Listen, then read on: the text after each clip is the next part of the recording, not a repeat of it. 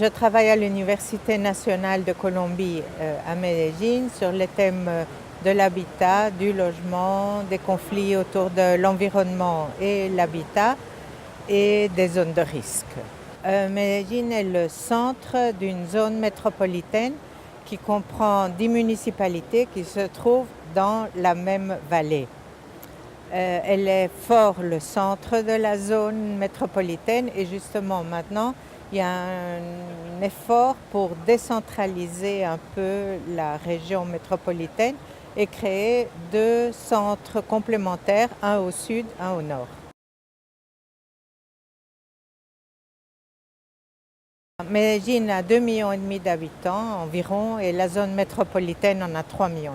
Il est évident que nous partageons une même vallée qui est étroite et qui a un axe qui est le même pour tous, c'est la rivière.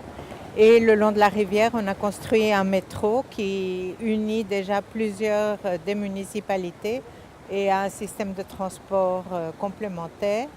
En plus, toutes les villes de cette métropole ont les mêmes services publics qui sont offerts par ou plutôt vendus, par une entreprise qui est une entreprise de la ville de Medellín et qui prête le service d'eau, d'électricité, d'égouts, tout sauf les ordures. Les ordures c'est une autre entreprise. L'habitat, il y a une très grande concentration de population, comme je l'ai dit, dans la ville de Medellín. Dans cette concentration, il y a un pourcentage élevé de population qui arrive chaque année. Il y a plus ou moins l'équivalent d'une petite ville qui provient des campagnes chaque année, plus ou moins 30 000 habitants nouveaux pour lesquels il faut faire des nouveaux logements qui m'inquiètent un peu parce qu'ils ressemblent énormément à ceux que l'on détruit maintenant en France parce qu'ils posent beaucoup de problèmes sociaux.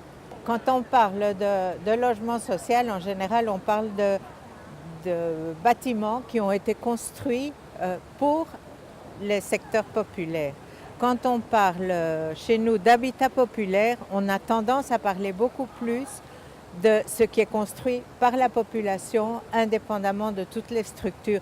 Et en général, c'est un habitat qui est non formel, qui est parfois illégal, qui est même souvent complètement illégal, irrégulier dans les politiques urbaines, mais qui, avec le temps, se consolide. On peut dire que dans une ville comme Medellín, plus ou moins 70% de la ville a été construite de cette façon-là comme habitat populaire avec en plus du logement des espaces publics, des rues, les gens ont tout fait, même parfois leurs écoles.